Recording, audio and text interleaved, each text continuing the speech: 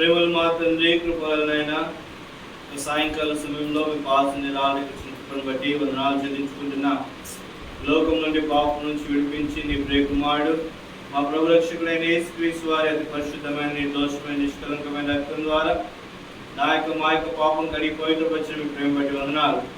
ప్రభా శుభ శుక్రవారం నాడు ప్రభా తండ్రి మీ యొక్క ప్రేమ మీ రక్తాన్ని మేము ధ్యానించుకుంటూ మాకు ఇచ్చిన బట్టి వందనాలు. సాయంకాల సమయంలో మన ప్రభాని దాసుని గృహంలో చేరాళ్ళకి ఇచ్చిన బట్టి వందనాలు. దాసుడు ఏర్పాటు చేసిన ఈ యొక్క కూడికను బట్టి వందనాలు. ఇప్పుడు మనం జీవించండి, ఆశీర్వదించండి.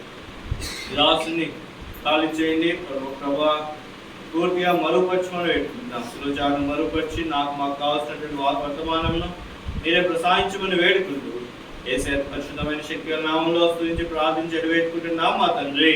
ఆమేన్. హెబ్రీయులకు రాసిన పత్రిక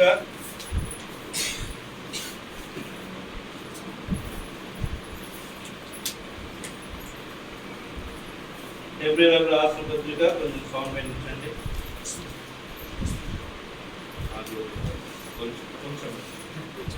హెబ్రీయులకు రాసిన పత్రిక 9వ అధ్యాయము 14వ వచనము అందరం కలిసి చదువుకుంటాం. హెబ్రీయులకు రాసిన పత్రిక 9వ అధ్యాయము 14వ వచనము అందరము కలిసి చదువుకుంటాం. నిత్యుడగు ఆత్మ ద్వారా తను తాను దేవునికి నిర్దోషినిగా అర్పించుకున్న క్రీస్తు యేసు రక్తము నిర్జీవ క్రియలను విడిచి జీవం గల దేవుని సేవించుటకు మీ మనస్సాక్షిని ఎంతో ఎక్కువగా శుద్ధించేను. కాబట్టి ఇక్కడ హెబ్రీయులకు రాసిన పత్రిక 9వ అధ్యాయం 14వ వచనంలో రాయబడి ఉంది, క్రీస్తు యేసు యొక్క రక్తము నిర్జీవ క్రియలను విడిచి జీవం గల దేవుని సేవించుటకు మీ మనస్సాక్షిని ఎంతో ఎక్కువగా శుద్ధి చేయను. కాబట్టి యేసు రక్తము నిర్జీవమైన క్రియలను తొలగించేటువంటి రక్తము.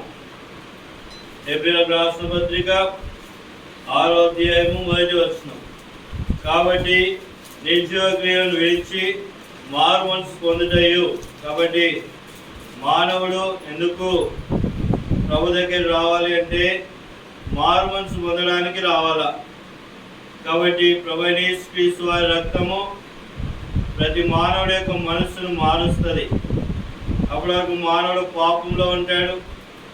అప్పటి వరకు మానవుడు తన ఇష్టానుసారంగా జీవనాన్ని కొనసాగిస్తాడు. కాబట్టి మానవుని జీవితాన్ని చూసినట్లయితే ఆ నిర్జీవమైనటువంటి క్రియలు ఎలా ఉన్నాయంట. మార్కు సువార్త 7వ అధ్యాయము 21వ వచనం. మార్కు సువార్త 7వ అధ్యాయము 21వ వచనం. తీసిన వారు గట్టిగా చదవండి.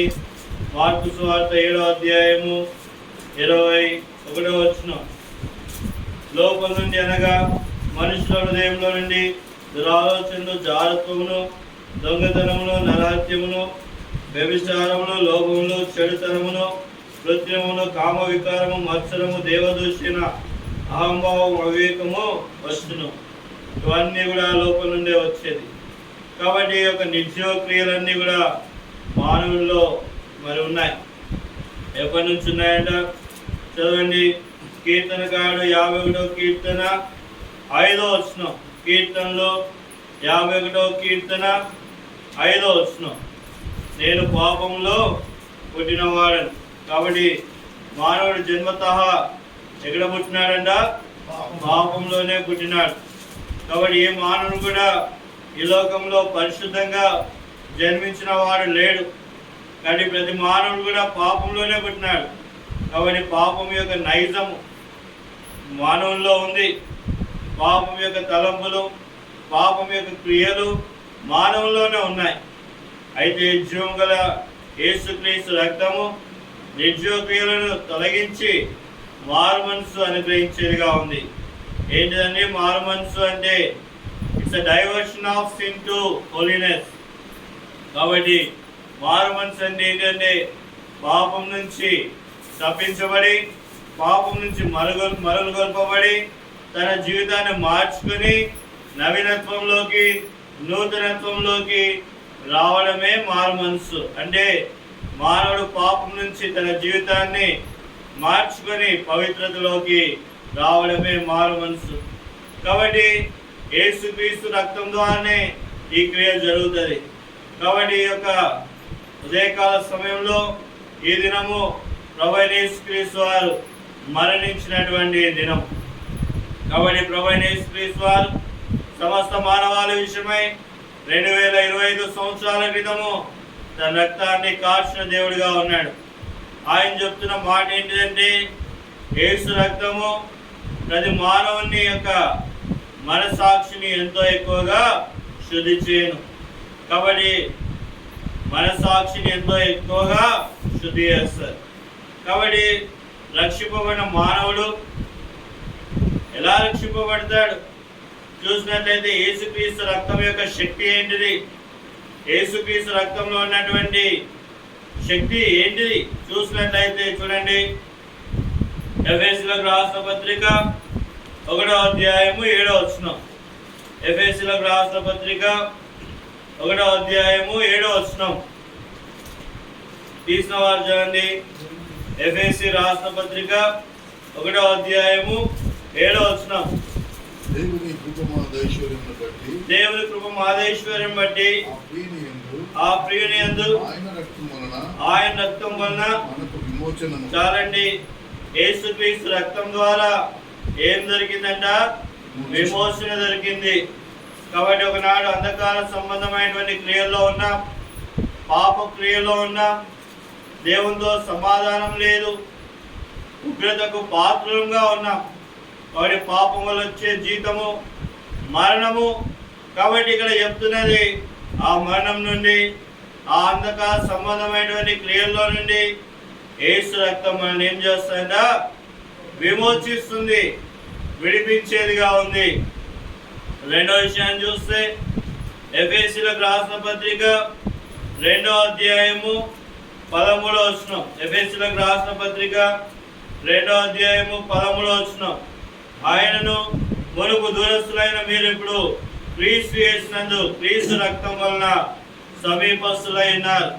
కాబట్టి పాపం వలన దేవునికి అందరు కూడా దూరస్తులే, ఎవరు కూడా సమీపస్తులు కాదు. చూడండి, రోమీయులకు రాసిన పత్రిక 5వ అధ్యాయము 19వ వచనం. రోమీయులకు రాసిన పత్రిక 5వ అధ్యాయము చూడండి. రోమీయులకు రాసిన పత్రిక 5వ అధ్యాయము 9వ వచనం.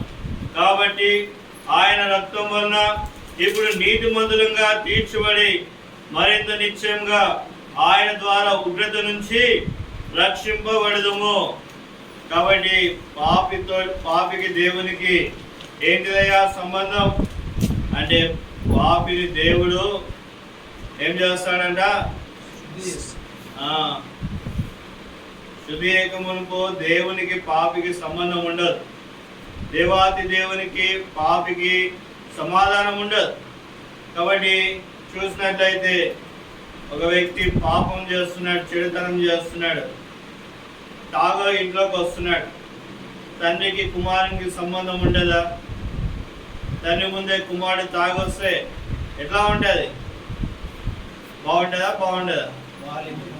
కాబట్టి పాపం చేసిన వాడు, వ్యసనంలో ఉన్నవాడు ఇప్పుడు తండ్రితో సమాధానం ఉండదు.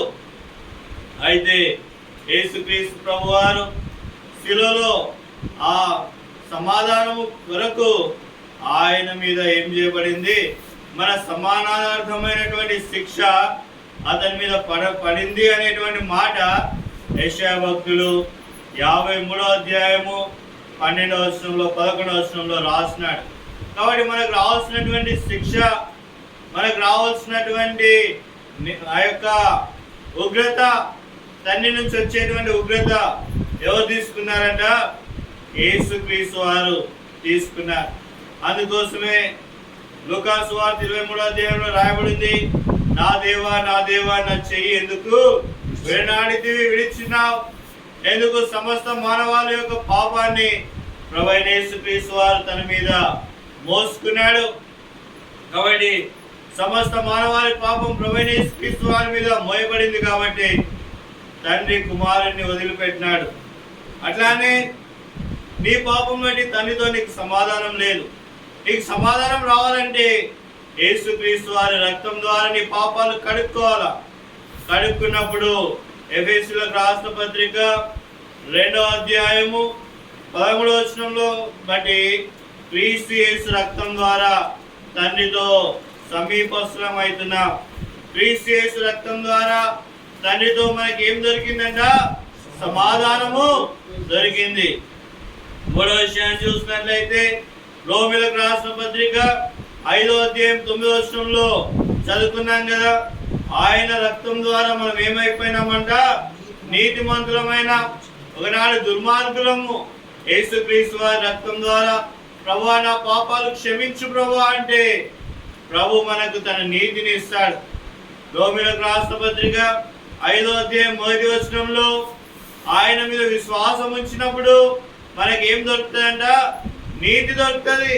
ప్రభు మీద విశ్వాసం ఉంటే నీతి దొరికేదిగా ఉంది.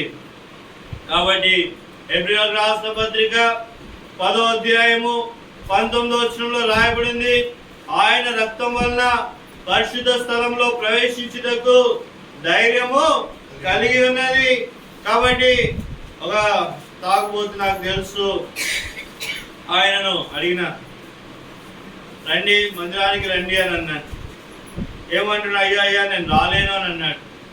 నేను బయట నిలబడతానన్నా. ఏం కాదన్నా, దేవుడు అందరినీ క్షమిస్తాడు, రండి అన్నా అని అన్నా. రండి అన్నా అంటే ఆయన రాలేదు. కొంతకాలం అయిపోయిన తర్వాత ఆయన పాపాలు క్షమింపబడినాయి. ఆయన పాపాలు క్షమింపబడిన తర్వాత ఆయన ధైర్యంతో బైబిల్ పట్టుకున్నాడు. ధైర్యంతో బైబిల్ పట్టుకొని మందిరంలోకి వచ్చినాడు. మందిరంలోకి ధైర్యంగా బైబిల్ పట్టుకొని రావడమే కాదు, మందిరంలో కొంతకాలం అయిపోయిన తర్వాత పాటలు పాడినాడు. కొంతకాలం అయిన తర్వాత పాటలు పాడడమే కాదు, వాక్య పరిచర్య చేసినాడు. వాక్య పరిచర్య చేయడమే కాదు, మందిరంలో సంఘ పెద్ద అయినాడు. కాబట్టి యేసు రక్తం ఏం చేస్తుందంట?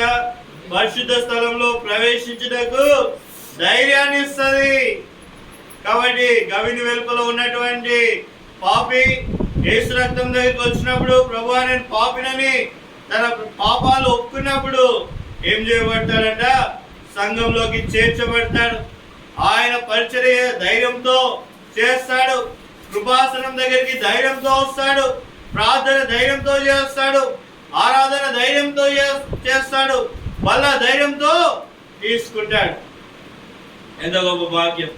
కాబట్టి యేసు రక్తానికి ఉన్నటువంటి ప్రశస్తత ఇది. శిలువ రక్తానికి ఉన్నటువంటి శక్తి ఇది. ఈ శక్తి, ఈ రక్తంలో ఉన్నటువంటి శక్తి విమోచన ఇస్తుంది, దేవునితో సమాధానం ఇస్తుంది, నీతిగా మారుస్తుంది. తర్వాత శిలువ రక్తం ద్వారా ప్రభుతో సంధి చేసి ప్రభుతో సమాధానాన్ని ఇస్తుంది. శిలువ రక్తము పరిశుద్ధ స్థలంలో ప్రవేశించుటకు ధైర్యాన్ని ఇస్తుంది. అంతేకాదు యేసు రక్తము ప్రతి పాపాన్ని కడిగి పవిత్రపరుస్తుంది. కాబట్టి యేసు రక్తం ఏం చేస్తుందంట? ప్రతి పాపాన్ని కడిగి పవిత్రపరుస్తుంది.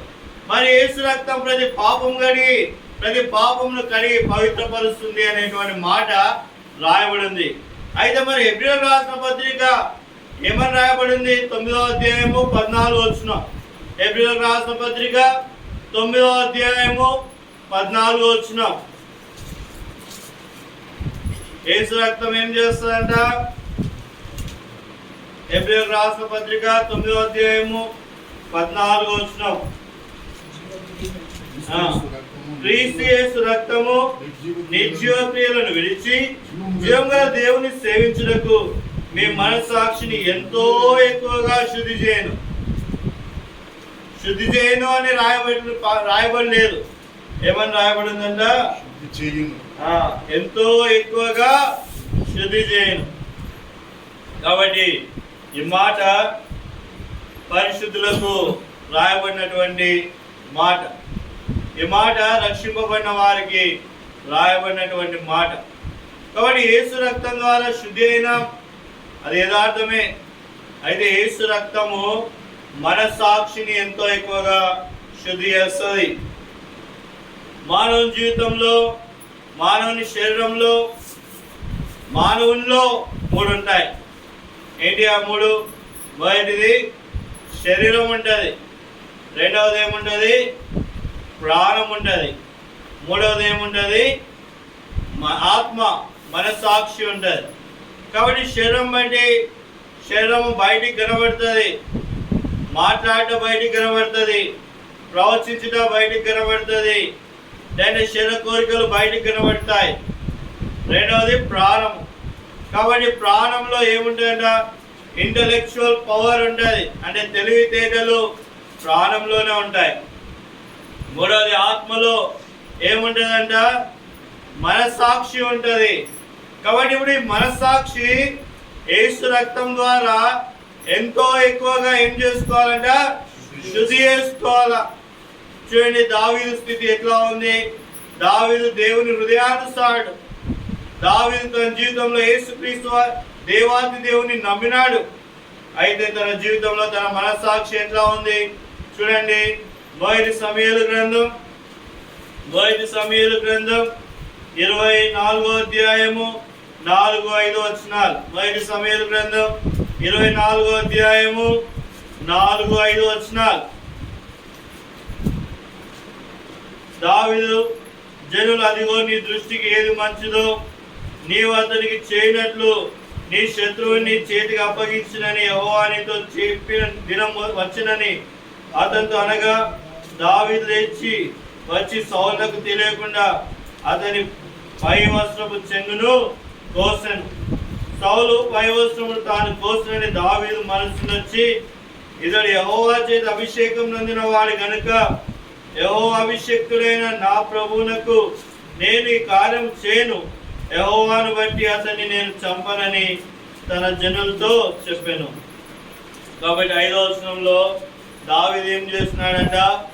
సౌలు యొక్క చెంగును కోస్తున్నాడు. చెంగును కోసినప్పుడు ఏం జరిగింది? దావీదు మనస్సు ఏం చేస్తుందంట? నొచ్చుకుంది. ఇది మనస్సాక్షి. చిన్న తప్పు చేసినప్పుడే దావీదు తన యొక్క మనస్సు ఏం చేసినాడు? నొచ్చుకున్నాడు.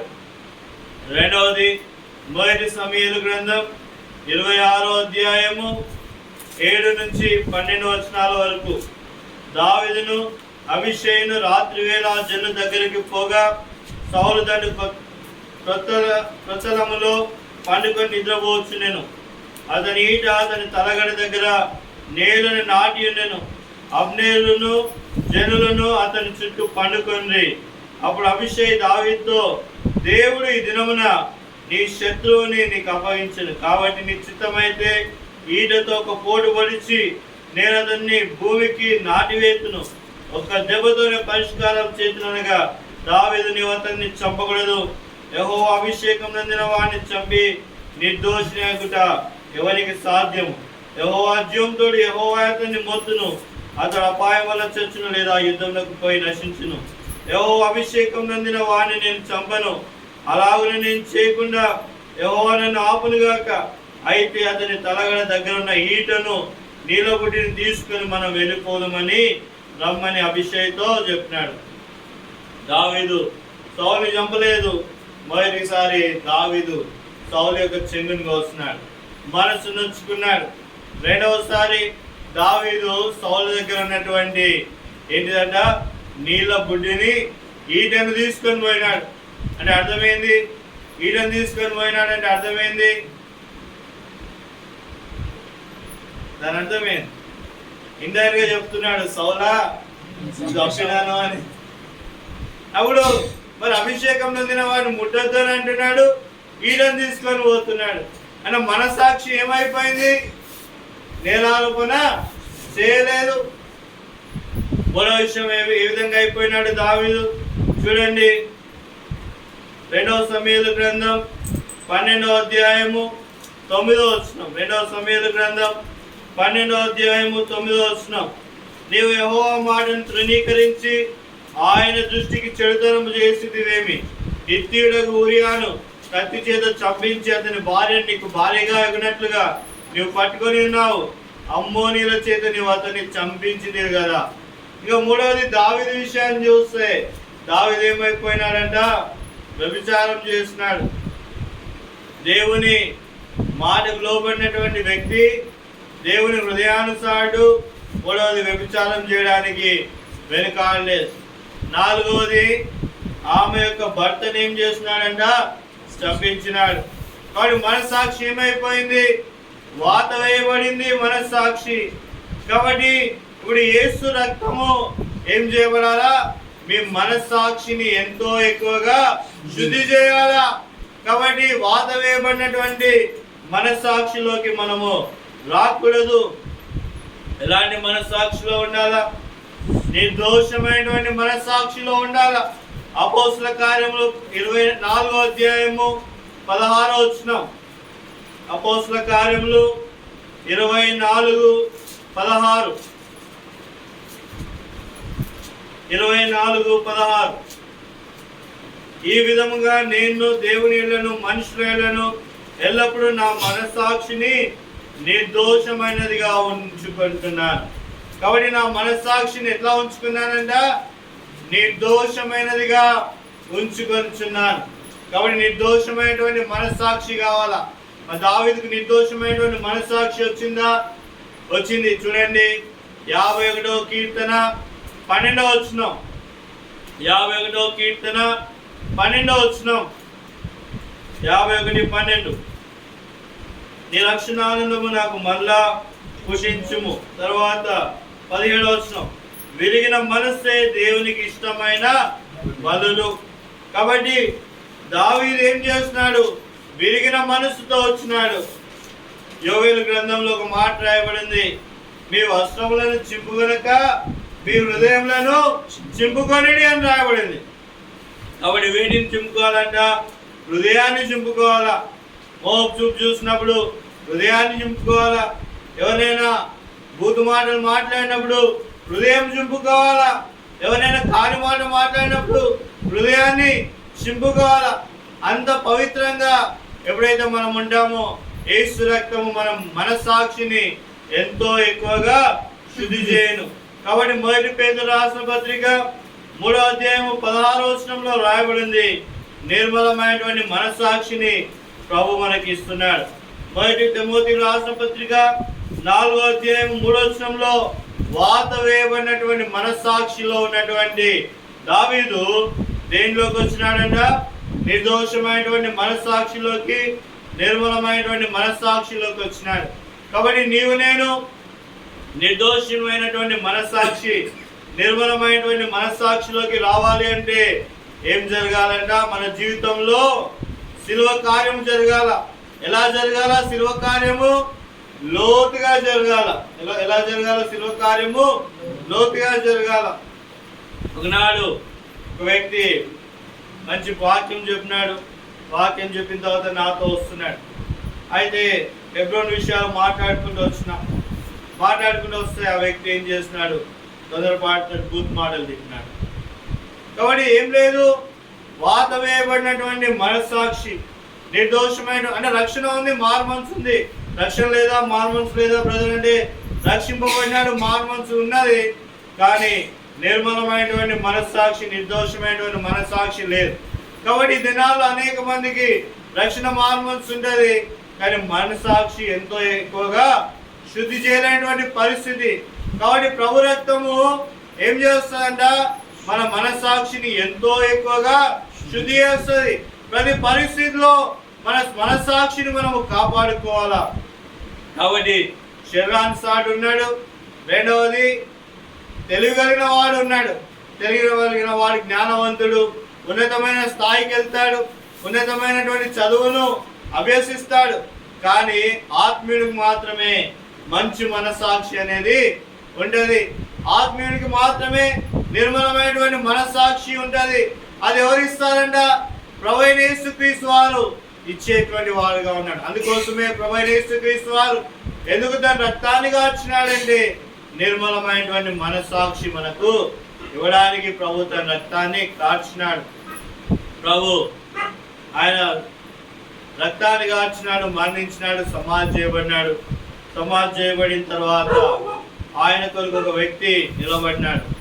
ఆ దినాల్లో యూదులు ఎవరైతే యేసుక్రీస్తు వారితో ఉన్నారో వాళ్ళందరినీ కూడా చంపివేస్తామనేటువంటి పరిస్థితి ఉంది.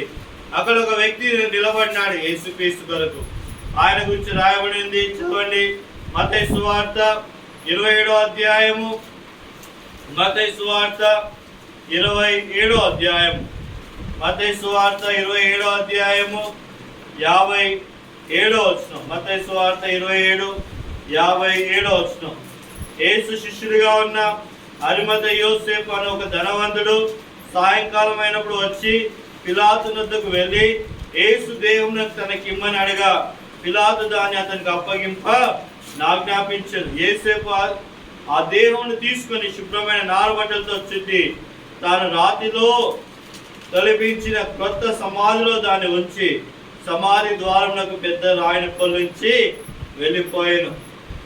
కాబట్టి ప్రభువైన యేసుక్రీస్తు వారి విషయమై ఆ దినాలు ఎవరు కూడా నిలబడడానికి సాహసం చేయలేదు. ఎవరైనా ప్రభువైన యేసుక్రీస్తు వారు నిజమైన దేవుడు అని చెప్తే చంపేసేటువంటి పరిస్థితి. అలాంటి పరిస్థితిలో ఒక వ్యక్తి నిలబడినాడు. ఆయన్నే అరిమతయి యోసేపు. యోహాను సువార్త 19వ అధ్యాయము 38వ వచనంలో ఆయన గురించి రాయబడింది. యోహాను సువార్త 19వ అధ్యాయము 38వ వచనం, 19:38. అటు తర్వాత యూదుల భయం వలన రహస్యంగా యేసు శిష్యుడైన అరిమతయి యోసేపు తాను యేసు దేవుని తీసుకొని పోటకు పిలాతు వద్ద సెలవు అడిగాను. ఆయన ధనవంతుడు, ఆయన యూదులకు ఈయన కూడా యూదులు అంటే భయమే. కాబట్టి ఇలాంటి పరిస్థితుల్లో దేవుని కొరకు నిలబడ్డ అది గొప్ప సవాల్. కాబట్టి ఈ దినాన ప్రభువైన యేసుక్రీస్తు వారి యొక్క దేహము మరి ఆ సమాధిలో ఉంది అంటే, ఆ దేహము రాబందులు పీక్కొని తినలేదు అంటే, ఆ దేహము నడివీధిలో పడలేదు అంటే బికాస్ ఆఫ్ అరిమతయి యోసేపు. కాబట్టి ఆ దేహాన్ని భద్రం చేసినాడంట. ఆయన ఎలా భద్రం చేసినాడు చూడండి. సుగంధ ద్రవ్యములు దానికి పూసి నారబట్టలు చుచ్చిరి. కాబట్టి ఇది నా జీవితంలో క్రైమ్ అనేది చాలా అవసరం. కాబట్టి అరిమతయి యోసేపుని బట్టి ఈ సమయానికి బహుశా అరిమతయి యోసేపు యేసుక్రీస్తు వారి సమాధి చేసి ఉంటాడు. ఎంత గొప్ప ప్రయోజనము, ఎంత గొప్ప. అందరు వదిలిపెట్టిపోయినారు, ఆయన మాత్రం యేసు కొరకు ఏం చేసినాడు? నిలబడినాడు. కాబట్టి నీవు నేను ప్రభువుకు నిలబడితే అనేకమైనటువంటి ఆత్మలు సంఘంలోకి వస్తాయి.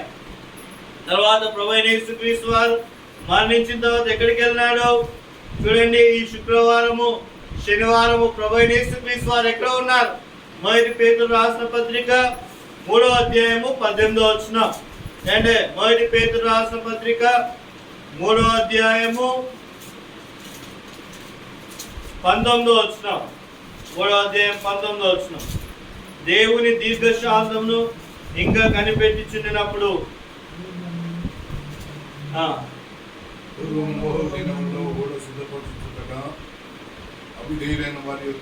అవిధేయులైన వారి యొద్దకు కనగా చెరలో ఉన్న ఆత్మల యొద్దకు ఆయన ఆత్మరూపిగానే వెళ్ళి వారికి ప్రకటించబడెను. కాబట్టి 18వ వచనంలో రాయబడింది. ఇది యేసుక్రీస్తు వారి గురించి రాయబడినటువంటి మర్మం. యేసుక్రీస్తు వారు చనిపోయిన తర్వాత ఎక్కడికి వెళ్ళాలి అనేటువంటి సందేహం చాలా మందికి ఉండొచ్చు. యేసుక్రీస్తు వారు చనిపోయిన తర్వాత ఆయన శరీరాన్ని వదిలిపెట్టినాడు, కానీ ఆత్మను ఆయనతోనే ఉన్నది. కాబట్టి శరీర విషయంలో చంపబడి 18వ వచనంలో రాయబడింది చూడండి. క్రీస్తు శరీర విషయంలో చంపబడి ఆత్మ విషయంలో ఏమైపోయినాడంట? బ్రతికింపబడినాడు. కాబట్టి దేహం మాత్రమే క్రీస్తుతో లేదు, ప్రభు సజీవుడిగానే ఉన్నాడు. ఎక్కడ ఉన్నాడు ప్రభు? సజీవుడిగా ఆత్మ రూపంలో ఉన్నాడు. ఎక్కడ ఉన్నాడు? చెరలో ఉన్న వారి దగ్గర ఉన్నాడు. అంటే పాత నిబంధన భక్తుల దగ్గర ఆయన ఉన్నాడు. కాబట్టి వారు పరదేశంలో ఉన్నారు. ఆ పరదేశం ఎక్కడ ఉంది? భూమి క్రింది భాగంలో ఉంది. ఆ పరదేశం భూమి క్రింది భాగంలో ఉంటే ప్రభు వెళ్ళి వారు అందరితో మాట్లాడినాడు. చూడండి, యోహాను సువార్త ఎఫెసీయులకు రాసిన పత్రిక 4వ అధ్యాయము 19వ వచనం. ఎఫెసీయులకు రాసిన పత్రిక 4వ అధ్యాయము. ఎఫెసీయులకు రాసిన పత్రిక 4వ అధ్యాయము 19వ వచనం. క్షమించండి, ఎఫెసీ 4:9వ వచనం. 4:9వ వచనం. దేవుడు మన ప్రభు అయిన క్రీస్తు యేసునందు చేసిన నిత్య సంకల్పము చొప్పున పరలోకంలో ప్రధానులకును, క్షమించండి 4:9, ఆరోహణమాయనగా ఆయన భూమి కింది భాగమునకు దిగేనని అర్థమిచ్చున్నది. రెండవది, దిగినవాడు తానే సమస్తాలకు నింపునట్టు ఆకాశ మండలం అన్నిటికంటే మరి పైకి ఆవరణమైన వాడు వాడునై ఉన్నాడు. కాబట్టి ఇక్కడ ప్రభువైన యేసుక్రీస్తు వారు ఎక్కడికి వెళ్ళినాడంట? భూమి యొక్క క్రింది భాగంలోకి వెళ్ళినాడు. భూమి యొక్క క్రింది భాగంలో అప్పుడు పరదేశి ఉన్నది. పాత నిబంధన భక్తులందరూ కూడా అక్కడే ఉన్నారు. ధర్మశాస్త్రాన్ని అవలంబించి యేసుక్రీస్తునందు విశ్వాసం ఉంచి వారి జీవితాన్ని కాపాడుకున్న వారందరూ కూడా అక్కడే ఉన్నారు. ఆదామును మొదలుకొని ఎవరి వరకు ఉన్నారు అక్కడ? సిలువలో ఉన్నటువంటి, కుడివైపు ఉన్నటువంటి దొంగ. కాబట్టి సిలువలో ఉన్నటువంటి కుడివైపు ఉన్నటువంటి దొంగను ప్రభు రక్షించి ఎక్కడికి తీసుకొని వెళ్ళినాడు? పరదేశంలోకి తీసుకొని వెళ్ళినాడు. అక్కడ అందరినీ కలుసుకున్నాడు, అందరితో మాట్లాడినాడు. నేను రక్తాన్ని చిందించినాను, నా కార్యము సఫలం చేసినాను, ఈ రక్తము మీ మీద కూడా ప్రోక్షింపబడుతుంది, మీకు కూడా నిత్యరాజ్యము పరలోక రాజ్యం వస్తుందని చెప్పినాడు. ఆ చరణ్ తీసుకొని పోయి పరలోకానికన్నా ముందు పరదేశిని పెట్టినాడు. కాబట్టి అందుకోసమే ధనవంతుడు లాజరు యొక్క స్టోరీలో రాయబడి ఉంది. ఏమని రాయబడి ఉందంట? మాకు మీకు చాలా దూరం ఉంది, అగాధం ఉంది, వ్యత్యాసం ఉంది. కాబట్టి పరదేశు పాతాళమునకు చాలా దూరంలో, వ్యత్యాసంలో ఉంది. ప్రభువైన యేసుక్రీస్తు వారు 2 దినాలు పాత నిబంధన భక్తులతో ఆయన తన ప్రవచనాలన్నీ కూడా చెప్పిన వాడుగా ఉన్నాడు. తర్వాత ప్రభువైన యేసుక్రీస్తు వారు 3వ దినాన ఏం చేయబడినాడు? పునరుద్ధరణై తిరిగి లేచినాడు. ప్రభు మరణించినాడు, రక్తాన్ని కార్చినాడు. 2 దినాలు ఆత్మరూపంగా ఆయన ఏం చేసినాడు? పరదేశికి వెళ్ళినాడు. తర్వాత తిరిగి వచ్చి ఆయన పునరుద్ధరణై లేచినాడు. తన శరీరంలోకి వచ్చినాడు. ఆ యొక్క ప్రేత వస్త్రములు తీసివేయబడినాయి. ఆయన పునరుద్ధరణే తిరిగి లేచినాడు. అందుకోసం రాయబడి ఉంది లూకా సువార్త 24వ అధ్యాయము 6-7 వచనాలు. Luke gospel chapter 24 verse 6 and 7. లూకా సువార్త 24వ అధ్యాయము 6-7 వచనం. ఆయన ఇక్కడ లేడు, ఆయన లేచున్నాడు. ఆయన పునరుద్ధరణే లేచున్నాడు. అంతేకాదు అపోస్తల కార్యములు 1వ అధ్యాయము 3వ వచనం. అపోస్తల కార్యములు 1వ అధ్యాయము 3వ వచనం. అపోస్తల కార్యం 1వ అధ్యాయము 3వ వచనం. 1:3. ఆయన శ్రమ పడిన తర్వాత 40 దినముల వరకు వారు కడగబడుచు దేవుని రాజ్య విషయముల గురించి బోధించుచు అనేక ప్రమాణములను చూపి వారికి తను తాను సజీవునిగా కనపరుచుకొనెను. కాబట్టి ప్రభువైన యేసుక్రీస్తు వారు పునరుద్ధరణ అయిన తర్వాత ఆయన ఆరోహణం కాలేదు. 40 దినాలు ఇక్కడే ఉన్నాడు. 40 దినాలు శిష్యులకు, ప్రజలకు కనబడుతూ వచ్చినాడు. ఆయన శరీరంలో కనబడుతూ వచ్చినాడు అందరికీ. ఆయన దేవుని యొక్క గొప్ప మర్మములను తన శిష్యులతో పంచుకుంటూ వచ్చినాడు. పంచుకుంటూ వచ్చి 10 సార్లు కనబడి తర్వాత ప్రభు ఏమైనాడు? ఆరోహణమైనాడు. చూడండి, లూకా సువార్త 24వ అధ్యాయము, బహుశా ఆఖరి వచనం అనుకుంటాను. లూకా సువార్త 24వ అధ్యాయము, లూకా సువార్త 24వ అధ్యాయము 48వ వచనం. ఈ సంగతులకు మీరే సాక్షులు. కాబట్టి ప్రభువైన యేసుక్రీస్తు వారు ఆరోహణమైనప్పుడు ఆయన చెప్తున్న మాట ఏంటిదంట? ఇంకా ఈ సంగతులన్నిటికీ నేను పునరుద్ధారణ దానికి బట్టి ఎవరైనా సాక్షులు, మీరే సాక్షులు. కాబట్టి సర్వలోకంలోకి వెళ్ళి సర్వ సృష్టికి మీరేం చేయండి? సువార్త ప్రకటించుడి. కాబట్టి అదే సువార్త ఇప్పుడు ప్రకటిస్తున్నా. ప్రభు ఆరోహణమైనాడు. ప్రభు ఆరోహణమై పరిశుద్ధాత్మ దేవుని భూమి మీదకి పంపించినాడు. ప్రభు యేసుక్రీస్తు వారు తండ్రి కుడి పార్శ్వమున కూర్చుండి విజ్ఞాపనకర్తగా ఆయన ఉన్నాడు. ఇప్పుడు పరిశుద్ధాత్మ దేవుడు మన మధ్యలో ఉండి మన ఆత్మకు, మన మనస్సాక్షికి ఆయన ఎంతగానో తోడ్పడుతూ మన జీవితాలను మనం ఏం చేస్తున్నాడు? నడిపిస్తున్నాడు. ప్రియ సోదరుడా, సోదరి, నీ మనస్సాక్షి ఎంతో ఎక్కువగా శుద్ధి అయిందా లేదా? ప్రభు నీ హృదయంలోకి వచ్చినాడా? ఎక్కడ ఉన్నా, ఏ కులంలో ఉన్నా, ఏ పరిస్థితిలో ఉన్నా, నీ పాపము కడగబడిందా? చనిపోతే నిత్యరాజ్యం ఉంది అనేటువంటి నిశ్చయిత నీకుందా? రెండున్నాయి, నిత్యరాజ్యం ఉంది, పరలోక రాజ్యం ఉంది, నిత్య నరకం ఉంది. వాడు పాపం చేసిన వాడు ఏంటిదంట? మరణానికే పాత్రుడు. ఆ మరణం పేరే నిత్య నరకం. నిత్య నరకం నుంచి నేను తప్పించడానికి ప్రభు యేసుక్రీస్తు వారి లోకానికి వచ్చినాడు. ఆయన రక్తాన్ని కాల్చినాడు, మరణించినాడు, సమాధి చేయబడినాడు, 3వ దినాన్ని తిరిగి లేచినాడు. యేసు రక్తం ప్రతి పాపమును కడిగి ఏం చేస్తాడ? పవిత్రపరచు. కాబట్టి ఆ రక్తమే నిన్ను కూడా పవిత్రపరిచేదానికి సమర్థమైనటువంటి రక్తము. కాబట్టి ప్రభు దగ్గరికి రా, యథార్థంగా రా. ఎక్కడ ఉన్నా, శబ్దయంత్రం ద్వారా విన్నా, నువ్వు ప్రభు దగ్గర నీ పాపాలు ఒప్పుకో. ప్రభు గొప్పవాడు, మంచివాడు, నీ మనస్సాక్షిని కడిగేవాడు, శుద్ధి చేసేవాడు, నీకు మారు మనసు ఇచ్చేవాడు, నీకు రక్షణ ఇచ్చేవాడు. అంతేకాదు, ఈ భూలోకంలో వదిలిపెడితే ప్రభు మరణించిన తర్వాత ఆయన జీవింపజేసే ఉన్నాడు. అట్లానే నువ్వు కూడా మరణించిన తర్వాత నీ ఆత్మ జీవింపజేయబడుతుంది, ప్రభుతో ఉంటుంది, నిత్య రాజ్యంలో ఉంటుంది, పరలోక రాజ్యంలో యుగాయుగులు ప్రభుతో పొందుకోగాక. ప్రార్థన చేయడం.